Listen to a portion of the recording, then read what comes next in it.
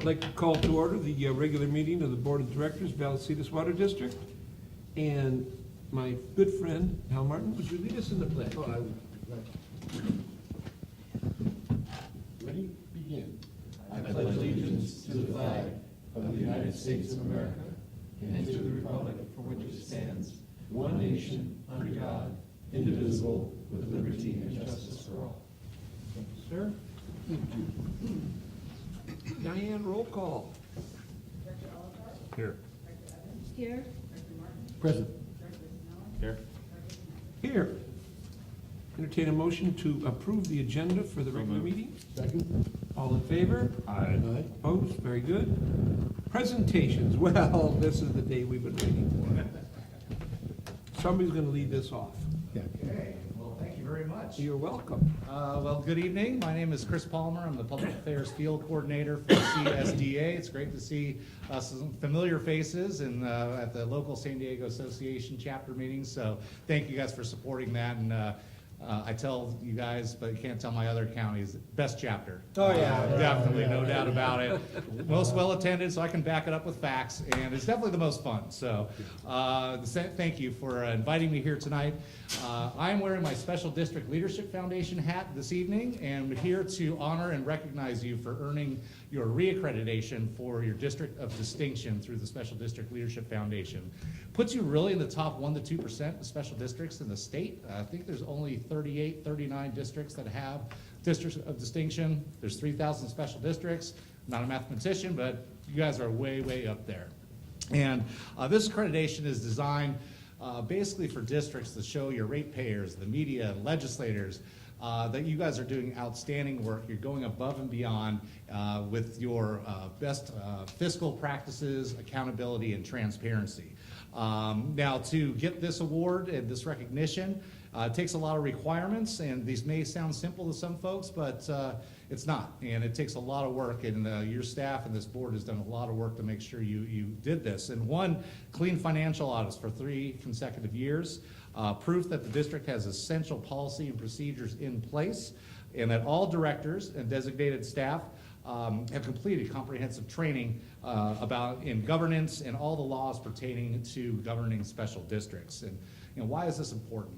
It's important because at the end of the day, the district's business is the people's business, right? And by getting this reaccreditation for your District of Distinction, demonstrates your understanding and respect of the responsibilities inherent in providing public services. It shows that you have clean audits, operate in a fiscally responsible manner, emphasis on continuing education with both the board and your staff, and focus on having sound policies in the areas of governance, board conduct, district finances, transparency, and reserves. So that's a lot. You guys have done some amazing work. So on behalf of the board and staff of the Special District Leadership Foundation, it's my honor to present the certificate recognizing your re-accreditation for the District of Distinction, showing your commitment to good governance and ethical and sound operating practices. So congratulations to all of you. Well, thank you very much. And I think we're going to do a quick yes. photo op at some point. Couple of quick questions. Yes. Before we do the photo op. Just keeps Chris here a little bit longer. Yeah, no worries. There's a platinum level, and thank you, by the way, for bringing this to us. That's very nice of you. I think Joe McKenzie did last time. Yes, yes. But thank you. Do you live in Sacramento? No, I'm based in Orange County in Huntington Beach. So Okay. anytime you want me to come down to a meeting, I'm happy to come to San Diego. Okay. So it's easy. But I do understand there's another level, platinum level. Yes. Can you tell us, or do you know, or can you get us the information to our very worthy general manager as to how we obtain such? Yes. Because we want to be even above that 1%. Yes, and I don't want to misquote the actual differences between gold and platinum, but I believe that all the board members need to go to the Special District Leadership Academy or earn that certification. But I will get those details, and I've already spoken with Glenn before the meeting, and I'll get all the information first thing tomorrow and make sure that you guys get on track, because you guys are almost all the way there, so it's literally just one more step. Thank you very much. No problem. And towards that end, there's a couple of us that only are missing one unit. Right. And you used to break them apart. Now it's all condensed into 1 or 2 days, and it's difficult to go for the whole app day or so. just to go to one unit. session. I know there are opportunities, like at our annual conference, where we break those Right. out, so that may be a good opportunity to close that. But I'll be sure to get Glenn all the information and find out. I don't know, don't quote me, I don't know if we have it on demand, I don't think so, but like I said, at some of the other events, we can pull that out, and we have those kind of segmented, so you can just take that one instead of have to go for all three. Okay, I'll look forward to that. Yeah, well, I'll get all that information for you, not a problem. All right, I understand there's gonna be some photo opportunity. There, right now there is. All right, well then, we should all shuffle on down to Is this the time and place? the area. And I say that because I'm shuffling, for God's sake. Oh, okay, yeah. I'm doing well. Yeah. Congratulations. Thank you. Oh, yeah. Thank you very much, thank you very much. Oh, no problem. Thanks for having me. Okay, so I'm gonna get a photo with Chris's phone, with my phone, and the camera, so. Oh, man. Should we take a movie? We can do the video. Rob, I appreciate it.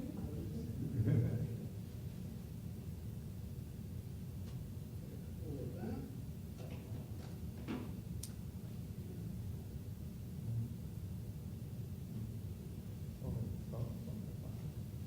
What's that?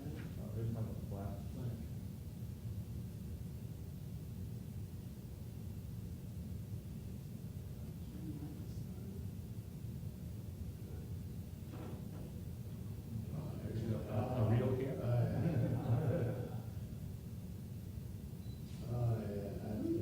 Oh, good. Got there. There we go. I wanna That's see there. back a touch with this camera. Okay. I'm worried I'm cutting off the record.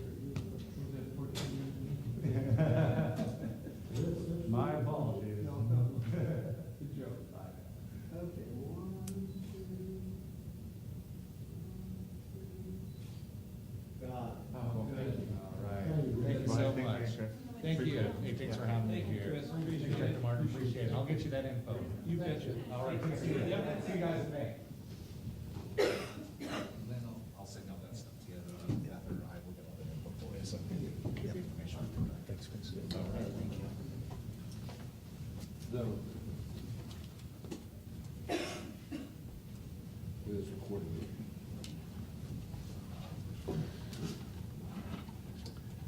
All right, moving on, folks. Public comment. Let me see here. Oh, Mr. Hutzinger. Come forward, sir.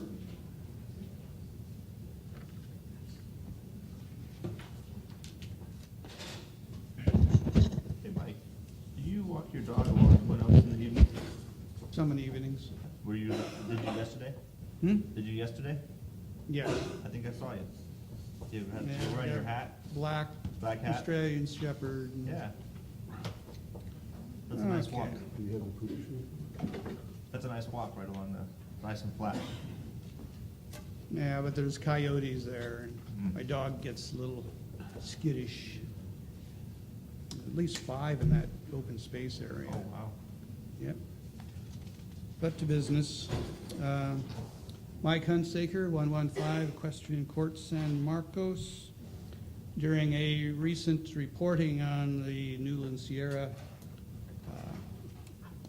dispute, there was a mention by the reporter that he reviewed the EIR draft.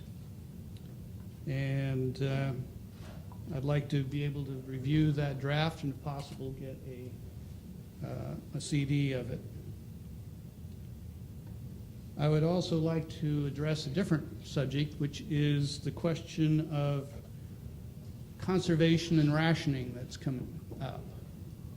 There's a bill, among many bills that Sacramento is doing, AB 744, I believe it is, that requires that each individual meter to a single-family dwelling or a mobile home park resident with a separate meter will be subject to mandatory cutbacks.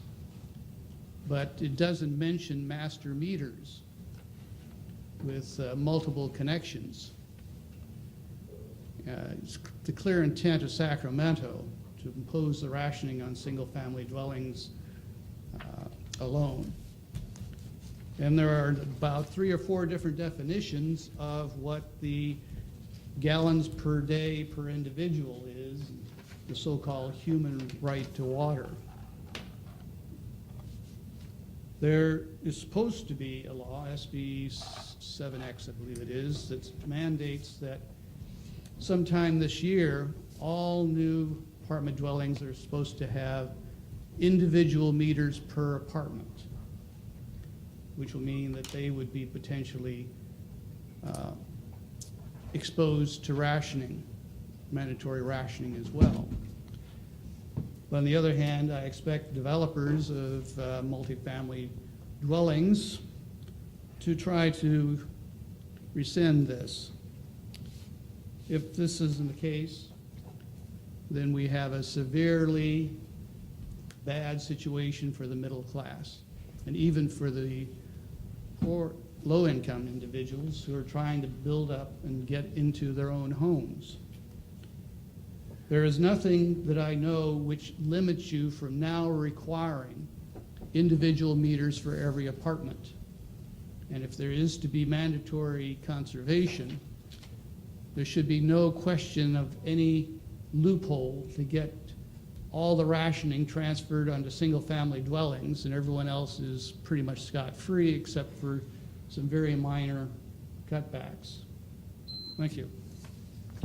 Very good. Consent calendar. The consent calendar, all matters will be voted on by one motion, unless there is a request to pull an item from either the public or the board. And I would like to pull for a minor discussion, item 1.3, but I would entertain a motion to approve the balance of the consent calendar. Move to approve the balance, and I also have a question on 1.3. Do I have a second? Second, all in favor? Aye. Opposed? Taking up 1.3, the spring 2018 Between the Pipes newsletter, which we come to find out has our photo in it, which with the check that we received from the insurance company last board meeting, which is, we can't do that. I was shocked and surprised because I think we've done that ever since I've been on the board when we've gotten it checked. So I don't know if there's any need for explanation or if there's any discussion that anybody wants to have on that item. Maybe I can add just really quickly. So we recognized the issue after the agenda was posted. So the board members have been provided with an updated copy that removed some photos and replaced the photos. No substantive changes in the Between the Pipes articles, though. Very good. You had it? I have a different question. Staff did a really great job at changing the newsletter that we send out from Splash to Between the Pipes, stealing the name from the internal publication that we had. Has that internal publication disappeared? Because I don't receive anything now. We used to receive that internal publication. Yeah, Chris, do you want to address that? Did my subscription run out? So, no, the district now has what's basically an electronic newsletter that is more of an internal document. It's called Jostle, and there's all kinds of posts on it, things that happen on a given day. It's really fast. I think that's one of the main benefits of it, is there's an announcement. It can be done right then rather than posted a month after it occurred. So you're not doing the monthly one anymore, is what you're saying? So we don't publish a monthly newsletter. It's more of a day-by-day updated electronic publication. Well, the 5 of us being employees, are there the reason we don't get it? I think they could have access to it. We don't. I'm not I don't know why you couldn't. Yeah, it's intended for an internal staff distribution, for lack of a better term. And we're external. Well, you're not staff. Okay, thank you. Sure. All right, entertain a motion to approve 1.3. So moved. Second. All in favor? Aye. Opposed? Very good. Action items. The Aqua No Drinking Water Tax campaign support. So State Senator Monning has introduced Senate Bill 623 with the intent to raise funds to help disadvantaged communities improve their water systems so that all their members can get access to safe, reliable water. One of the key provisions of the Senate Bill 623 is it would impose a tax on water. And the way that's applied is that the local agency, in this case Vallecitos, would have to add a surcharge, a tax, to every customer's bill depending on the size of their meter.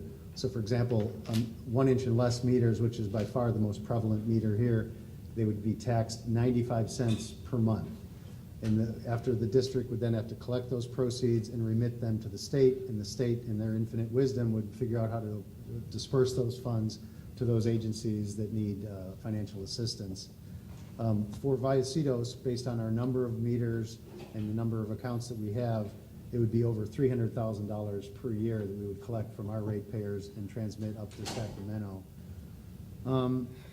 So in addition to Senator Monning's bill, the governor's office has also introduced what they call a budget trailer bill.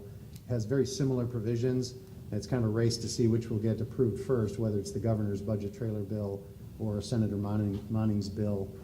The Association of California Water Agencies, ACWA, they see this as a big attack on water, so they've decided to launch a big campaign to fight both the Senate bill and the budget trailer bill. Neither ACWA nor Vallecitos or any water agency is against disadvantaged communities having access to safe, reliable water. We just collectively don't think that placing a tax on water is the best way to generate the funding. There's a lot of other existing programs and bond funds and things that could do the same purpose. And we collectively feel that it would be a very dangerous precedent to set that allow taxes to be placed on an essential commodity like water. So based on the expected level of effort and the importance, ACWA is looking for contributions from its member agencies.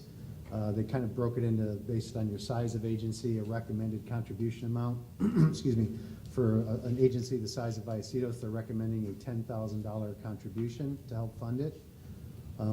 Vallecitos has already been engaged in the fight. We've written many letters to the governor's office, to the chairs of the budget subcommittees or budget committees in the Senate and the Assembly.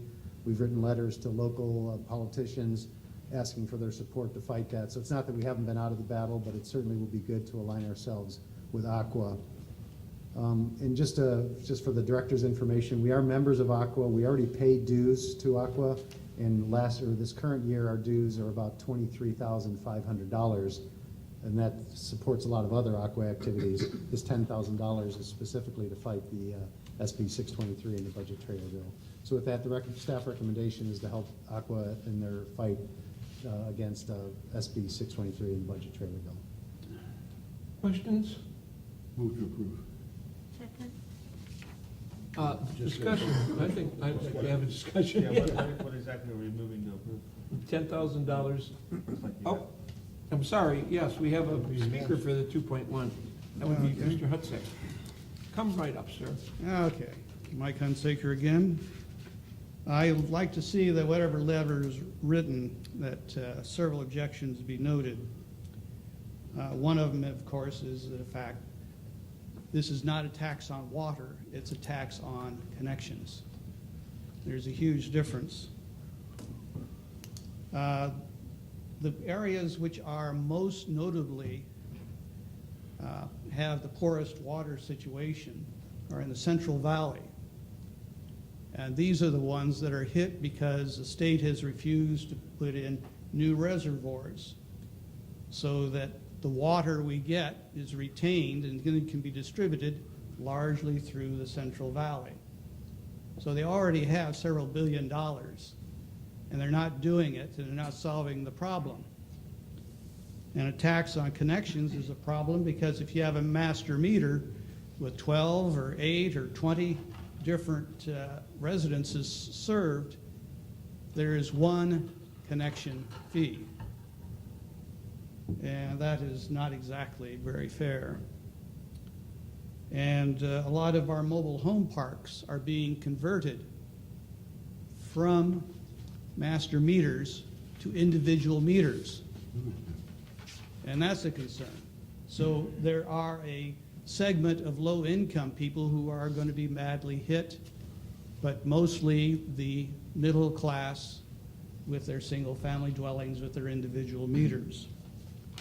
I'd like to close with one note about utility bills.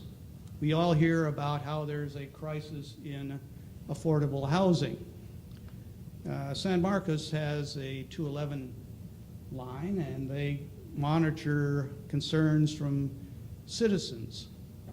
And 41% of these calls are concerned with affordable housing. The next in line at 39% are utility bills. So this is a direct attack on the poor as well as everyone else. Thank you. Any other discussions? I have a point here. I thought a tax was a 2/3 vote in order to pass it. That's correct. But I thought a trailer bill was straight across. I'm gonna look to our legal advisor on that one. Yes, typically the tax is 2/3 required. I will double check on the trailer bill, but I believe the same rule would apply. One of the things I will note from when this became a 2-year bill at the end of the last session. When this bill went to the full Senate last year, it was passed unanimously. So far above the 2/3 needed to pass it. Part of the reason for that might be that, as the gentleman mentioned, the bill would benefit more conservative areas of the state. And so it has support both in more conservative and liberal areas, and that might explain why 2/3 was not difficult in the Senate. And that's why, another reason that AQUA is afraid that this bill does have legs.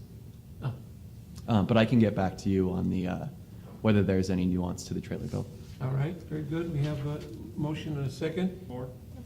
Yes, sorry, thank you. And more of a statement than a question, but, you know, in 2014, when I first got on this board, that November, there was a $6+ billion water bond on the ballot that passed. I've been on this board now for the last, 3+ years since that passed, and I still have no idea what, if anything, they've spent that money on. They certainly have not spent it on water storage, which is hugely disappointing. That's $6+ billion of our tax money, essentially, that they already have. The state has also just recently raised gas taxes, as we all know, and there's an effort to repeal that, which is great. And now that they're going after water, and I even read something recently in the Orange County Register that they're going to go after milk next.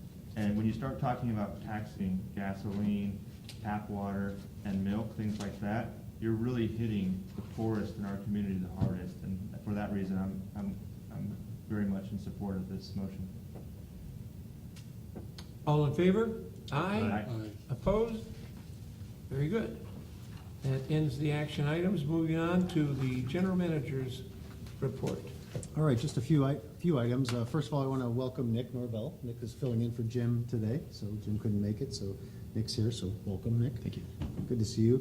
The directors may have been hearing about the water fix project, 1 tunnel versus 2 tunnels.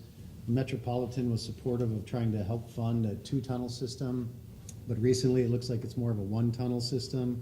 So on, I believe it's April 10th, the Metropolitan Board will actually be undertaking the item to see how much they want to fund of the ultimate fix, which may be a one tunnel system. Probably about $10 to $11 billion fix. And Metropolitan hasn't gotten a lot of support from a lot of the agricultural concerns in the central portion of the state. So Metropolitan has actually proposed to take the lead oar on that to see if they can fund most of it and hopefully get reimbursed through other. Yeah, I have a question on that. Have they analyzed the impact to water costs to their member agency?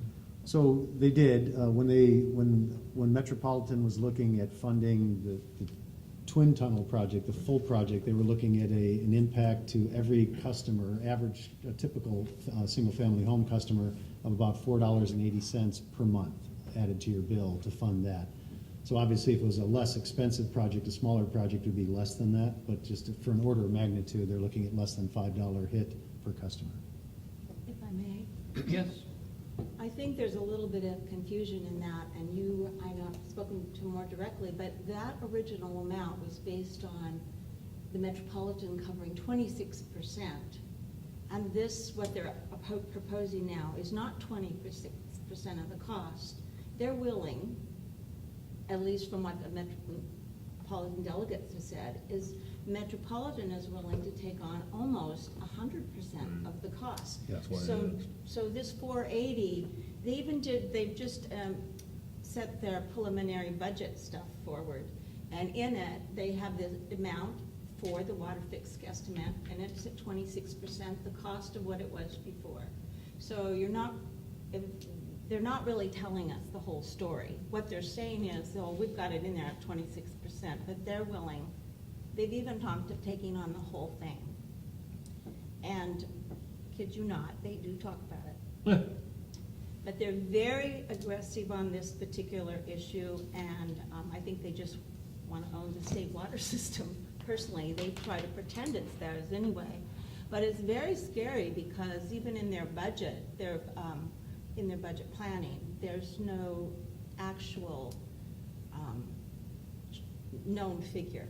And it's still based for the next years, assuming they're going to be doing the 26%, which there was already problems.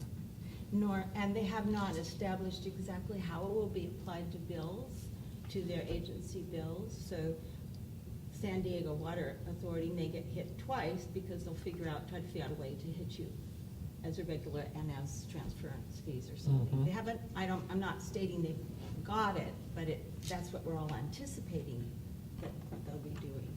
I thought there was one interesting thing, that's a little off this in it, but it's this whole thing, subject of Metropolitan. In their current budget, they have an ability, if they need to suspend the ad valorem taxes, is that the word? Rescind them, or suspend them? Suspend.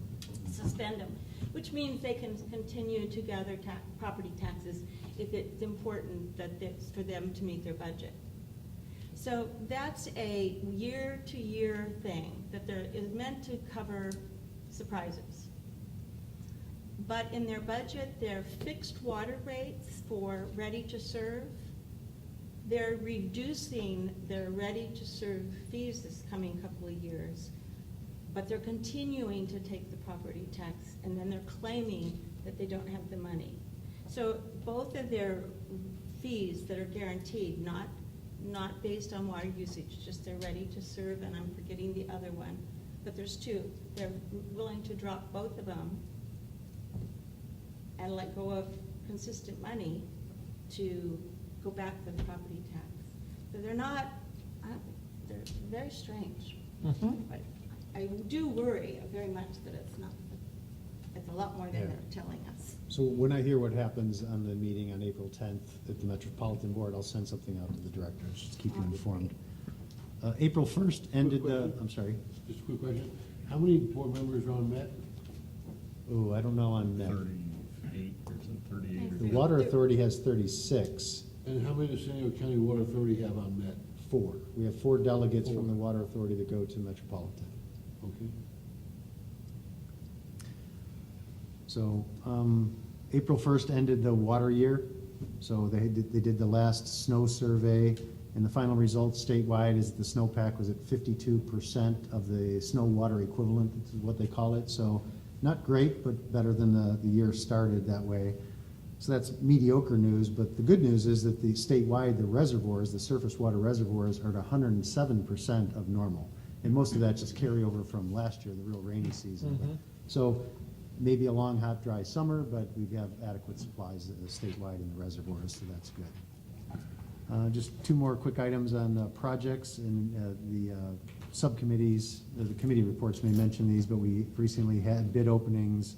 But we recently had a bid opening on the locker room project, and tomorrow is going to be the bid opening for the board room project. So, and with that, I'll turn it over to the board. You have a question? Yes, sir. Hey, Glenn, great news about the 107% in our statewide reservoirs. And when you say statewide reservoirs, does that include Lake Mead, or is that, I know it's not in California. No, it but- doesn't. It does not include Lake Mead. Okay. Has anybody been up there recently? Last time I was there, maybe a year and a half, 2 years ago, it was far from full. Has anybody, did the rains last year fill it up? Does anybody know? No, it's it's close to the emergency. It is. It's really. Okay, really so it's low. still low. Yeah. Okay. Colorado River system's worse off than the state system. Okay. Thank you. Isn't the real question there, though, how much water's in Powell? Because Powell generates or doesn't generate the water for Mead that it's supposed to or is not supposed to. Right. Powell's the one that stays full when it's supposed to be passing water down. Yeah, but the combined system is below. Their storage in the combined system of Powell and Lake Mead is well below historical averages. The good news, they are predicting another atmospheric river in Northern California, so we may get more, it may not be snow, but it may be rain, but it may take the reservoir levels above where they're at now, which is already healthy. They're actually afraid that Oroville may have to spill. They may have to make releases on Oroville. Wow. Very good. Anything further? Nope. District Council. Good evening, everybody. Just an update. We talked about SB 623, which we're tracking. Another bill that we're tracking is SB 998. That's the bill that would place limitations on water agencies' ability to discontinue water service for delinquent bills. Yesterday, it passed its first committee on an 8-to-1 vote and moves to its second committee. And I don't know how familiar everyone is with that. Basically, what it would do is it place certain limitations and requirements on the district. It would require a written termination policy for how the district plans to administer this area, and then would include termination procedures and restrictions, for example, requiring 60 days before discontinuing water service, requiring a 7-day written or telephone notice to the residents, and then a requirement to receive verification from the local health official at the county level that the discontinuation would not harm the residents, essentially to protect people who might have health or other types of vulnerabilities. But it would place all of these requirements on districts. In addition, there would be a waiver of reconnection fees for certain low-income residents, and then a cap on reconnection fees for all residents regardless of income. Those are just a few things that the bill would do. There were some amendments to the bill since it was introduced, but they really don't change essentially the basics of what it does and what the requirements would be on the district if it passed. On the federal level, the president signed an omnibus spending bill that was adopted by Congress, and the one notable thing for water agencies with that was that it included increased amounts for certain water project funding. That includes the Clean Water and Drinking Water State Revolving Funds, and then the new Water Infrastructure Finance and Innovation Program, which provides long-term low-income funds for certain projects. So there was some good news on the federal level in terms of water agencies. Very good. Questions, anybody? Very good. Great report. Thank you. San Diego County Water Authority. Right, well, there were several things I just thought would be of interest to bring up. One of them, and we passed, was the board, we adopted a resolution authorizing the GM to file for a Cal Fed Water Use Efficiency Grant application. And if you got the summary in the emails, that's just stayed there. But I thought what was interesting about is to point out that what we are doing is they're seeking a grant for $500,000 to go towards the Sustainable Landscape Incentive Program, which is the $1.75 square foot for replacing your turf with sustainable landscape. And what in this resolution, it's just the Water Authority saying that we have funds available to match our requirements. In order to, if we get it, and we've been very lucky as a district, the Water Authority's been very successful, so they're hoping they'll get that grant. Also, we mentioned some of the bills. I wanted to say we were adopting positions on various bills at the meeting, and one of them that was reported was we adopted a position of support on AB 1944, and it just tells you this has to do with the San Luis Rey Valley groundwater basin. But I thought what was really interesting about it is that the basin was set up, and I believe it's the Department of Water Resources that does the SIGMA, is that correct? Yeah. They set up the San Luis Rey as one basin and gave it a medium priority as far as dealing with SIGMA. But the Water Resource Control Board took a different look at it And the basin is actually 4 little basins, the Palma, the Pala, the Bonsall, and the Mission. Well, according to one of them, with Sigma, they think that the only basin that's groundwater is the Palma area, and the Water Control Board says it's percolated groundwater, so the other 3 basins, it's just subterranean Rivers, flow, yeah. rivers, and therefore it's not connected to Sigma. So nobody knows what to do. So this bill that we're opposition and position of support is we're hoping that they will take the whole basin, divide it in half. The upper, which would be Palma and Pala, will qualify for groundwater and Sigma, and the second half will be as it is. But without dividing them, there's a continual confusion, and they're also trying to be sure that we don't give up water rights by state law and federal law in the whole thing. So that was an interesting position to take. And then I thought it was interesting, Nick mentioned the SB 998 about the water system shutoffs, and we did take a position of oppose unless amended, because there's several concerns in that. Not only do we already give our customers 60 days and whatnot, but if it's very vague, and it's asking the health officials to come in and determine if shutting off the water would cause a problem. There's no definition of what grave is, what the problem would be, who would be the inspectors, how it would be done. And then they could have it, and then you have to give them another 90 days while that's reviewed, and then they can ask for another investigation and another 90 days. So this is sitting in limbo, and everybody else is paying for their water because you can't turn it off. So that's one of the issues. The second one is that they have a requirement in there that special circumstances, and you couldn't turn off someone's water if there is a infant, a child, or a disabled child on the premises. They've never described what present means. So does that mean, it doesn't say resident, so does that mean if someone brings in a child when you're there to turn it off, you can't turn it off? So there's some major, major flaws in the eyes that are very detrimental to the ratepayers as a whole. Not that it's not a good cause. I think it's the typical where the intentions are good, but the details haven't been worked out. So they do have amendments opposed for that. And the last thing was we are supporting Prop 68. That wasn't, you didn't talk about Proposition, okay, I thought you did. And that was just in hopes that we'll get $200,000 out of the for the 10-year salt and sea management program, and then another $260 million that would go for groundwater investment and issues of drought. So they're very, very active. It's very interesting, and I just got the latest report on some of the new things going on. There's so many bills and crisscrossing. It's a very fascinating world. We have to be very cautious in it. And I think that's it. The meeting this month, we're having it early. We had to switch a workshop. We usually have workshops first and then meetings. I had to switch them in order for timing. So the next meeting is actually on the 12th. Very good. So then we'll be going to that early meeting on the 10th. So. Very good. Encina Wastewater Authority, the Capital Committee, we met, I believe it was on the 21st. The two big items there were the odor control. We had a major upset, is what they call it, and it was terrible odor, worst they'd ever seen for about, almost 10 days.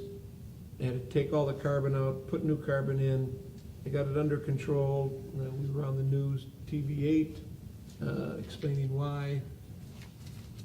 The thing that was interesting to me was, I think we call it neighborhood in our area. There's a website, neighborhood, and one person gets it, and then everybody's talking about it and thinking about it. And this was a situation where they really don't know why it happened. They've got the scientists from Berkeley coming down.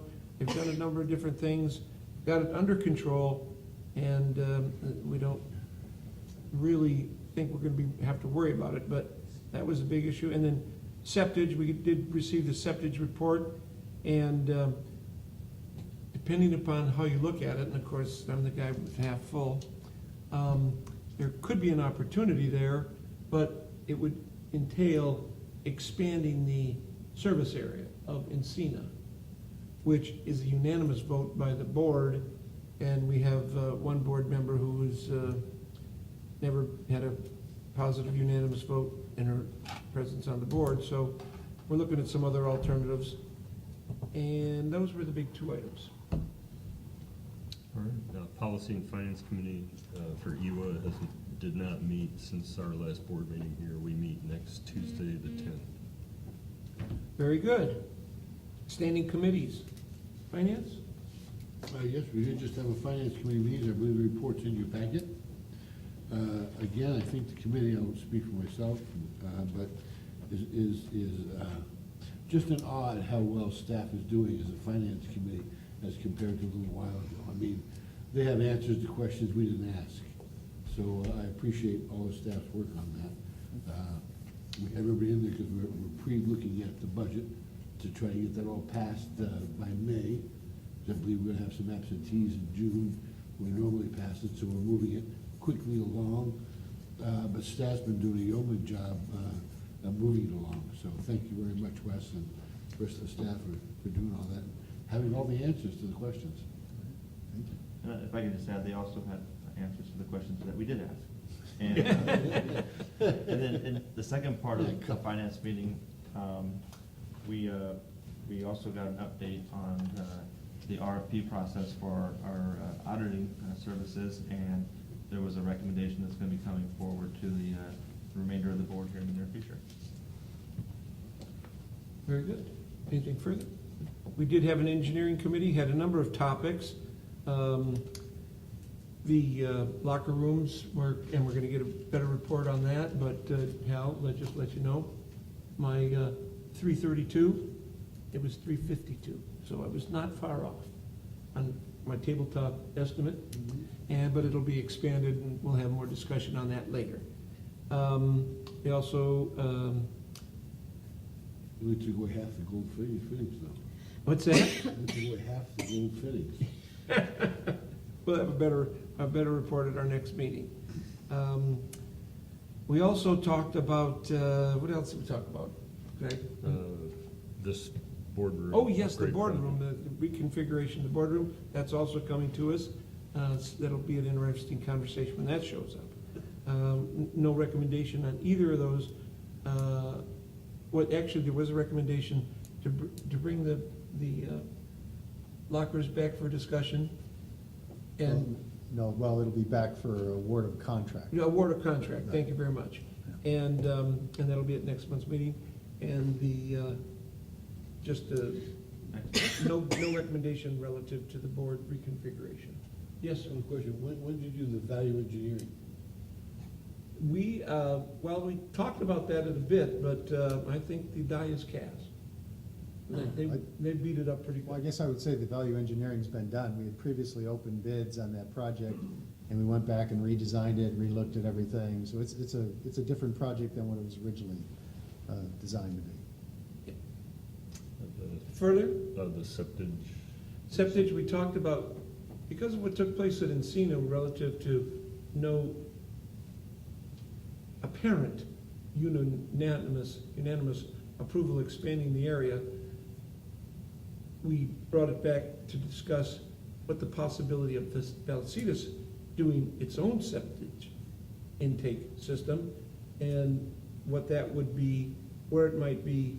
And again, we're talking about whether it's practical in the area that we have, or we would have to expand our facility. So staff is working on some alternates and more discussion to bring back for us, and then us to take to Encino to see maybe there's a way of leveraging a better position at Encino. So we'll see that, but that'll be coming up in months ahead. Anything else? No. Very good. Directors' reports and meetings and conferences. Nothing to report. Mr. Martin. I was at the water reuse conference, along with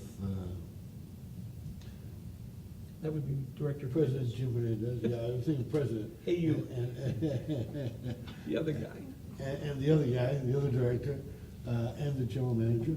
And it's just amazing to me, the more information I get on water reuse. And a lot of things amaze me. The first amazing thing is how far ahead Vallecitos was with Meadowlark. I'm not saying it's there now, but it was when it built Meadowlark as far as water reuse, because that's all purple pipe, that's all water reuse. We're doing a lot more than other water companies are now. There's all types of things you can do to be part of it, but you don't have to do all of them. And of course, we do desal. We're a major participant in desal. 27% of our costs, of the cost for desal being borne by our ratepayers. So we're doing an awful lot out there. I thought the most that they talked about though, when it came to reuse, was non-potable reuse. Potable was spoken about here and there, but if you read when they were talking, a lot of it was non-potable, agricultural, not so much indirect and direct potable. Although it was brought up in a couple of meetings, not so much indirect and direct potable. So I thought that was very interesting. And I don't know if that's because, again, we're not in a drought situation, so the interest in the money you'd have to spend is waning on it, or if, I don't know why, but it was very, very interesting to listen and to learn. Every time I go to these, you just learn a little bit more than you knew beforehand, which certainly helps when you come back and you face your constituents and need to answer questions. So it was great. That's the only thing I have. All right, I attended the Water Reuse Conference as well. I attended sessions on the economics of recycled water projects, decentralized non-potable reuse, and kind of the prominent examples are cities like San Francisco and New York City. San Francisco actually has a requirement that any single high-rise over 250,000 square feet has to do on-site non-potable reuse. Pretty interesting, some of these projects they've come up with, but they in turn create problems for the utilities systems by having these decentralized systems. So that's kind of pluses and minuses to these, but very interesting projects. There were some, like Director Martin mentioned, there were some direct potable reuse topics at the conference. One interesting project was a DPR project proposed by the city of Ventura, which that may become the first DPR project to be implemented in California. So that's pretty interesting project. I listened to talks on risks in potable reuse, including pathogen removal studies, treatment redundancy.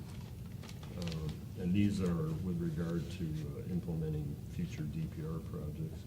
They gave a status update on DPR research issues. Division of Drinking Water gave an update from the state board. They're also evaluating microbiological risks associated with DPR. So a lot of research going on right now. And the timeline that they're talking about now is all this research to be done by year 2021. And they're going to develop a draft criteria by this expert panel that's overseeing this research, and regulations by 2023. So that's it's coming up pretty quickly. Yeah, I think quicker than people realize. Yeah. We may see some DPR projects, in just a few years. When you mentioned the one in Ventura, you said it might be the first one? Ventura And City. Ventura, does it have like a date they're shooting for? It's roughly along this timeline. Wow. Well, cool. And I too Everybody's attended. battling it, sorry. Yep, that's right. I attended the water reuse, excellent conferences. For what everybody else said, don't need to repeat everything. And other business, director's comments, future agenda items? I have just Yes. was wondering, the Water Authority's been doing the interim long-range water demand forecast reset for dry year scenarios, and we've had it in 3 presentations. The last one will be coming up in April, and it's where they looked at where we were in water usage and and our conservation efforts and what we needed in our supplies. And realized we're way off after the drought in the conservation efforts that went into it. So before they got into the next urban water management program, they wanted to do a little interim forecast and see how we felt about these things. So they've done a step of what would be if it was normal, and then if it was one dry year, and then if it was multiple dry years. I don't think that our board needs all three presentations, but I think that it would be very interesting if we could have them come up and do a modified presentation of that, since we rely on their supply demand, that just, not demands. They say we have the supply, so I would like to see if that's something we could add, and whenever it's convenient on our schedule. All right. That was also needed. And then, I didn't know if the board would be interested, I'm kind of leaving it with the other board members, but I thought it might be also of great interest as we're going into the rate things, if the Water Authority would also come up and do a really quick, simple presentation on how Metropolitans does a budget and why there's so much confusion and how different it is. I don't know if you're interested in that, but it's some very fascinating, and I think it kind of gives us a little view of, a little background on some of the difficulties with the litigations that have gone on. They still are claiming at this point that the way they determine their rates is a secret. It's their industry secret, and they don't have to share it, even though Prop 26 and the others say you should be able to think. So they start with that premise, and then they manipulate numbers in an interesting way. If you're interested, I think it would be a great presentation. Yeah, I think, Maureen came up with a year ago or something. She did, but this is about their new 2019 and 20 presentation. You're going to hear it's a 3% overall increase, but that doesn't tell you it's, 11% on this and a -4 on the ready to serve, but so if you're interested, it's fine with me if you're not. But. No, I'd like to get an update from Maureen. I mean, You probably would get it from Maureen. Yeah. Or Sandy Curl, or. That'd be great to hear, in a year's time, what's changed or what's going on. Okay, I'll talk to her. Oh, very good. Could Yes. I ask maybe the general manager, Pardon? I'm asking, I guess, the general manager, is we have 4 board members on the County Water Authority that represent us at Metropolitan. Is there a way for me to get their names Yeah, I can. and who they represent?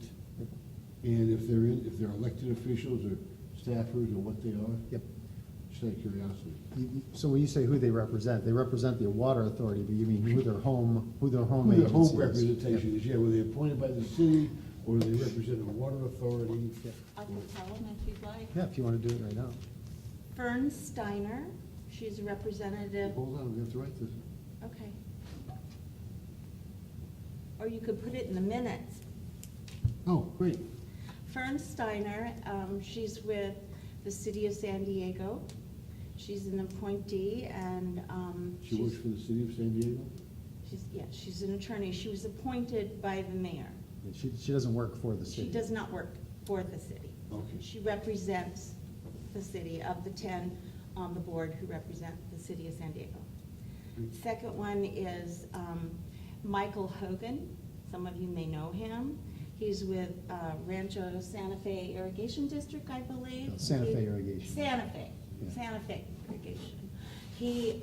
So he's kind of the East Coast sort of one, I guess, is the way to look at it. He's a board member at SFA. And he's the board member there. The third one is Keith Lewinger, who's actually appointed, he was appointed for Carlsbad Carlsbad. Water District. He's been on it for a long, long time. And the fourth one, is, she's been there a while now, is Elsa Saxon. You may know her. She's also with the city of San Diego. She does not work for the city of San Diego. I'm not sure who she's working for at this point, but she's an appointed representative. And I do believe that Keith Lewinger, who's been there a long time, may be retiring from the Met Board sometime this year. So we'll be looking for a replacement. Very good. Well, thank you very much. You're for the welcome. information. I would like to have, and I don't think I saw it, but we had talked about a monthly report relative to general counsel's expenditures. If we could see that in May? Yeah, we don't even have a bill from them yet. Oh, good, then that's a good report to deliver. So it's Free. zero right now. Working for free, I like to hear that. Great selection. Well, Jim's not here, so it's 50% of what it was going It to doesn't be. sound sustainable. Remember, they didn't start until March 21st. The Okay. first meeting was March 21st. All right, very So good. it's been a month. All right. Anything further? That being the case, we are adjourned.